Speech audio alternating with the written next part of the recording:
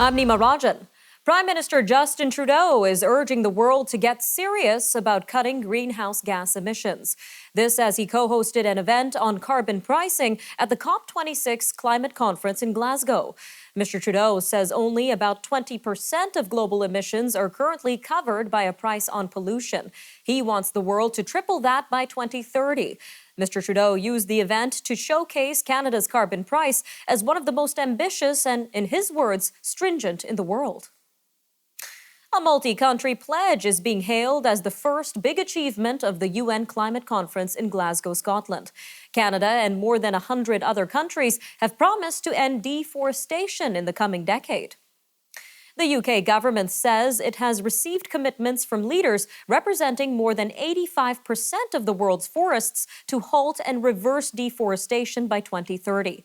It's a promise that experts say would be critical to limiting climate change. But some warn that it's a pledge that has been made and broken before. In the lead up to the September 20th federal election, Elections Canada wanted to know how many Canadians believed in conspiracy theories. The agency commissioned a survey in April into the level of trust Canadians had in the electoral process. The online poll surveyed 2,000 Canadians. It was recently posted to a government website, and it found 40% of respondents held what it calls mixed conspiracy beliefs. Among the questions asked was whether people believed big global developments have been the result of a small group of people who secretly manipulate world events. Many Canadians are packing up their campers and making reservations at their favorite vacation condos and mobile home parks in the U.S. This is following the Biden administration's decision to allow vaccinated people to enter the U.S. by land for non-essential travel starting next week. Restrictions were imposed by both countries during the coronavirus pandemic amid concerns about possible infection. This kept millions of Canadians from traveling south to warmer climates like Florida, Texas, Arizona, and Mexico last winter. Transport Canada is easing its restrictions on international flight arrivals. It's increasing the number of Canadian airports where international flights will be allowed to land as of November 30th. Transport Minister Omar El-Gabra made the announcement this morning at an airport in Waterloo, Ontario. 8 more locations will be added to the current list of 10 Canadian airports where international passenger flights are allowed to land. Well, meanwhile, the federal telecommunications regulator is being asked to delay a public hearing into Rogers' deal to buy Shaw Communications. The Public Interest Advocacy Centre and the National Pensioners Federation say the CRTC should postpone the November 22nd start of hearings. They say the boardroom infighting at Rogers has made it unclear who is in control of the company. Both groups say that since the directors are in doubt, it's unclear whether any submissions made in the name of Rogers continue to be supported by the board. The Canadian Dairy Commission is recommending a large hike in farm-gate milk prices. The Federal Crown Corporation says an 8.4% price increase for processors is expected to be approved by provincial authorities next month, and it will take effect February 1st. Sylvain Charbois, the director of the Agri-Food Analytics Lab at Dalhousie University, says the retail price of milk in grocery stores could increase by as much as 10%. He says prices for dairy products like butter, cheese, and yogurt could rise as much as 15%. British Columbia is working to curb the ongoing overdose crisis. It is requesting that the federal government remove criminal penalties for possession of 4.5 grams of illicit drugs. BC has become the first province to seek an exemption from Health Canada under the Controlled Substances Act. Mental Health and Addictions Minister Sheila Malcolmson says substance use and addiction is a public health issue and not a criminal one. About 7,700 people in BC have died from illicit overdoses since the province deemed it a public health crisis 5 years ago. Toronto officials are warning drivers to be extra careful this weekend as daylight saving time ends. The city says the return to standard time means fewer daylight hours and reduced visibility in the evenings. It says pedestrian collisions increase more than 30% during the evening commute hours between November and March. Daylight savings time is scheduled to end at 2 a.m. on Sunday. The Queen has urged leaders gathered for a climate summit in Scotland to, quote, rise above the politics of the moment and achieve true statesmanship. She made the comments in a video message that was played at a reception last night in Glasgow's Kelvin Grove Museum. The Queen says action must be taken, not for ourselves, but for future generations. All right, when we return, we'll take a look at the Royal Canadian Legion's Poppy campaign. Stay with us. We'll be right back after the break.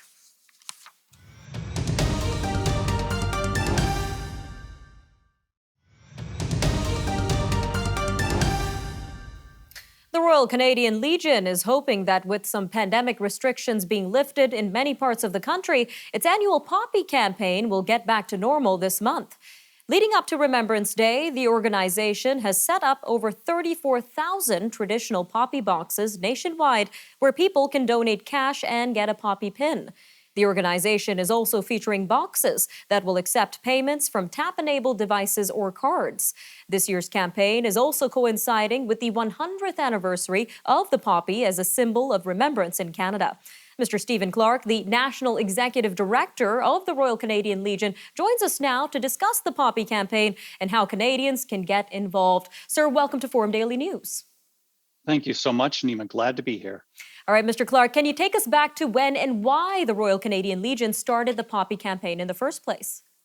Absolutely. The origin of the campaign actually predates the organization itself. And we look back to 1915 when Lieutenant Colonel John McCrae wrote his immortal poem In Flanders Fields. It was written out of grief for the passing of a good friend and a fellow soldier. Now, inspired by that poem was a woman named Madame Anna Guérin of France, who later became known as the Poppy Lady from France. She had an inter-allied Poppy Day scheme idea where she thought it would be a wonderful way to raise money for veterans of the First World War, as well help her charity, which was to assist children in war-torn areas of France. So in 1921, she came to Canada, and she presented her idea to the Great War Veterans Association, which is the predecessor of the Royal Canadian Legion, and it was adopted. So Canada's first Poppy campaign took place in November 1921, when 2 million poppies from Madame Guérin were distributed across the country. Very interesting story, Mr. Clark. Now we're hitting the 100th anniversary of the poppy as a symbol in Canada. So how is the Legion commemorating this anniversary here? We've done a couple of things. One is we developed a Poppy 100 replica pin. It's based on the actual design that Madame Guérin had first proposed back in 1921. And all Legion members right across the country are available. It's available to them, and they are able to wear that on their uniform, available to anyone as well. We had worked with a couple of external partners, with the Royal Canadian Mint to develop a commemorative coin, with Canada Post to propose and distribute a special commemorative poppy stamp. We also this year, for the first time, developed something called the Immortal Poppy, which is a 3D digital art NFT that's a very unique thing for the Legion to do. And again, we're also offering a digital poppy through mypoppy.ca. And another important thing that we're doing to honor that 100th anniversary is to tell the story of Anna Guérin and Lieutenant Colonel John McCrae. And why the poppy, sir? What does the poppy symbolize here? Poppy symbolizes remembrance. It's a very personal expression of remembrance and also a visual pledge of us saying that we will never forget. Again, we look back at that poem of In Flanders Fields, and that's really a poem of hope. And it's hope by the fallen that future generations will remember what they had done and their deeds will not be forgotten. That's what the poppy symbolizes, service and sacrifice. All right, sir, just over a minute left here, but where do the funds raised from the Poppy campaign go? Important to know that all funds raised provide benevolent comfort and care to veterans and their families and promote remembrance. And the other important thing is all funds that are donated locally stay locally to help veterans in your local municipality. Some important things to consider there, sir. A minute and a half here, but can you give us a background on the history and mission of the Royal Canadian Legion itself? Certainly, after the First World War, there were a number of organizations all formed to help veterans, and they quickly realized that there is strength in numbers. So 1925, at the Unity Conference in Winnipeg, the idea of uniting these organizations into one larger group was proposed and adopted. Now, the mission of the Royal Canadian Legion has never changed from that 1925 conference: to serve veterans, their families, to promote remembrance and serve our communities. All right, Mr. Clark, how can our Canadian viewers support the activities of the Legion? One of the most important ways you can do is to join the Legion, and you can do that online. During this time of year, please wear a poppy and donate to your local branch's Poppy Trust Fund. You can also donate directly to the Legion online. That helps. We've come through a very difficult time with the pandemic. We're out the other end now. We can certainly use the support and value the assistance provided by the Canadians right across the country. All right, Mr. Clark, thank you again for sharing your important message here on Forum Daily. Thank you, Nima. My pleasure. We'll be back after the break with a look at stories from across Canada. British Columbia is facing a healthcare staffing shortage, and Manitoba swears in a new premier. Those stories and more coming up next.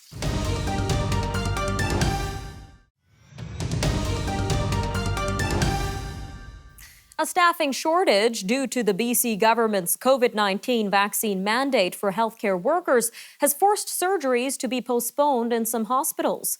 Health Minister Adrian Dix says more than 3,300 healthcare workers have been put on unpaid leave because they are not vaccinated. Minister Dix says that has forced operating services to be reduced in the Interior and Fraser health authorities. This week, 2 operating rooms are down in order to respond to the staffing challenges involved. That will be reduced to 1 next week, and we hope all will be restored in 2 weeks. He says added demand for health care has also forced postponements of surgeries in many other parts of the province. Alberta politicians are warning the federal government that caps on GHG emissions from oil and gas will have to be set in consultation with the province. Both Premier Jason Kenney and New Democrat opposition leader Rachel Notley say Alberta has to be at the table when emissions caps are discussed. Mr. Kenney says his government needs to be consulted before any moves are made. Ms. Notley says if the Liberals want to impose caps, they should do it on all sectors with major greenhouse gas emissions. Well, meanwhile, the Alberta government says 80% of eligible Albertans, or over 3.2 million people, are now fully vaccinated against COVID-19. The province says that since September 15th, about 264,000 additional Albertans have received a first dose of vaccine, and 293,000 have received a second dose. More than 87% of eligible Albertans have received 1 dose of COVID-19 vaccine. Saskatchewan Health Minister Paul Merriman says he has made a request to the federal government for doses of the one-shot Johnson & Johnson vaccine. Mr. Merriman says there have been lots of requests for that vaccine, and he says it will be useful for people who might prefer that one shot over others. The Johnson & Johnson vaccine was approved for use by Health Canada in March, but the initial shipment of 300,000 doses was never used because of concerns about the plant where they were produced. Manitoba Premier Kelvin Goertzen says he has submitted his resignation to the Lieutenant Governor effective today. He says Heather Stephenson will serve Manitobans well. Ms. Stephenson has been sworn in as Manitoba's first female premier. This comes after she narrowly edged out Shelley Glover to win the Progressive Conservative Party leadership on Saturday. Ms. Glover's campaign had complained throughout the leadership run that many party members did not receive their ballots in time. She has called for Ms. Stephenson's swearing in to be delayed. Premier Doug Ford says Ontario's minimum wage will go up to $15 an hour next year. The Premier says the change will take effect on January 1st. Mr. Ford's government previously called off a planned increase to the minimum wage that would have raised it to $15 in 2019. At the time, Mr. Ford said that the increase, which was brought in by the previous Liberal government, was too much for businesses to absorb. Ontario logged a record 1,198 wildfires this year amid severely dry weather conditions. That includes a 200,000-hectare fire that's considered one of the largest in the province's history. This year's particularly hot and dry fire season prompted the province to issue an emergency order for northwestern Ontario. The province asked for help from the United States, Mexico, and Australia, and for thousands of people to be evacuated from Indigenous communities. A Liberal member of the Quebec National Assembly has been expelled from the party's caucus after a formal complaint of workplace harassment. Mary Montpetit was ejected yesterday after the complaint from a former political staffer. and she will sit as an independent. Ms. Montpetit has denied the allegations and would welcome an investigation. Liberal leader Dominique Anglade says the party has zero tolerance for any form of bullying. The New Brunswick legislature resumed its spring session today. The government cancelled a planned throne speech yesterday, this amid the strike by thousands of public sector workers represented by CUPE. While Premier Blaine Higgs says a back-to-work order is possible, such legislation isn't planned for today. He adds that the government hopes to present a throne speech this fall, but for now, its agenda is focused on the issues at hand. RCMP in Newfoundland and Labrador confirm they have been contacted by the Department of Health in connection with the apparent cyber attack affecting health services. The Mounties say that their criminal investigation will include police experts in cyber threats. The IT systems outage has forced the cancellation of thousands of appointments in the healthcare system. Health Minister John Hagee confirmed yesterday that what he calls the brain of the network's data center has been damaged, including the main and backup computer systems. All right, stay tuned. We'll be back after the break with a look at stories from around the world. Stay with us.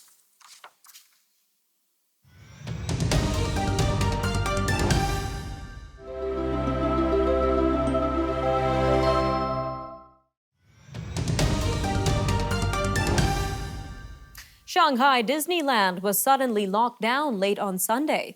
This after learning a recent visitor from another province had tested positive.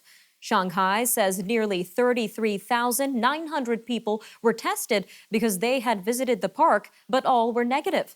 Park officials say the gates will remain shut through Tuesday as the case is investigated. The Chinese government has a zero-tolerance pandemic prevention strategy. The first major test of how voters feel about U.S. President Joe Biden's time in the White House is unfolding in Virginia. Today's governor's race was supposed to be an easy Democratic win, but is instead ending in suspense. Polls show Democrat Terry McAuliffe, who served as governor from 2014 to 2018, deadlocked with Republican former business executive Glenn Youngkin. Bahrain has urged its citizens in Lebanon to leave immediately. This as a diplomatic crisis escalates between Gulf Arab states and cash-strapped Lebanon. Bahrain's foreign ministry on Tuesday ordered all Bahrainis to leave Lebanon days after the United Arab Emirates did the same. Saudi Arabia, Bahrain, the UAE, and Kuwait have all withdrawn their ambassadors from Beirut. This was after a minister made a televised remark critical of the war in Yemen. Yahoo is pulling out of China, citing what it calls an increasingly challenging business and legal environment. Yahoo says its services are no longer accessible from mainland China as of yesterday. Yahoo is the second largest U.S. technology firm in recent weeks to reduce its operations in China. Last month, Microsoft's professional networking platform, LinkedIn, said it would shutter its Chinese site, replacing it with a jobs board instead. Lebanon's Daily Star newspaper has folded following a years-long financial struggle. It was one of the leading English-language newspapers in the Arab world and Lebanon's oldest. News of the Daily Star's closure triggered an outpouring of tributes on social media. A People's Tribunal has opened in the Netherlands to highlight the number of journalists around the world who were killed for doing their jobs. The tribunal was convened by a group of press freedom organizations. It plans to present evidence to raise awareness about journalists who were targeted to silence their reporting. The first hearing took place on Tuesday. November 2nd is the International Day to End Impunity for Crimes Against Journalists. Authorities say gunmen in Nigeria's capital abducted 6 people from the staff quarters of a university. The University of Abuja said in a statement on its Facebook page on Tuesday that 4 staff members and their children were taken by unknown assailants. It was the first attack of its kind in Abuja since a wave of school kidnappings began in the country more than a year ago. The findings of the only human rights investigation allowed in Ethiopia's blockaded Tigray region are being released on Wednesday. The findings come a year after war began there, but people with knowledge of the probe say it has been limited by authorities who recently expelled a UN staffer helping to lead it. The report may be the world's only official source of information on the war that began in November 2020. The conflict has been marked by gang rapes, mass expulsions, deliberate starvation, and thousands of deaths. The Taliban-run Defense Ministry says 6 suicide bombers set off an explosion at the entrance of a Kabul military hospital. It says the attackers tried to enter the facility but were pushed back by Taliban guards. Health officials say at least 3 people were killed and 16 wounded in the attack on the hospital in the city's 10th district. There's been no immediate claim of responsibility for the bombing. French President Emmanuel Macron has extended a deadline to Thursday for the British government to license more French vessels or risk the consequences. The French government had given the UK until Tuesday to authorize more French boats to fish in British waters. France has threatened to bar British boats from some ports and tighten checks on vessels and trucks carrying British goods. Fishing is a symbolically important industry to both the UK and France, which have long-standing maritime traditions. Robot food delivery is no longer the stuff of science fiction. Hundreds of little robots, knee-high and able to hold around 4 large pizzas, are now navigating college campuses and even some city sidewalks in the US, the UK, and elsewhere. Companies say pandemic-related labor shortages and a growing preference for contactless delivery have vastly accelerated their deployment.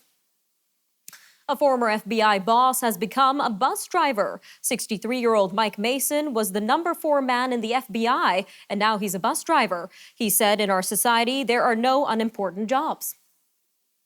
All right, I'm Nima Rajan, and this was Forum Daily News. Take care, Canada. We'll see you next time.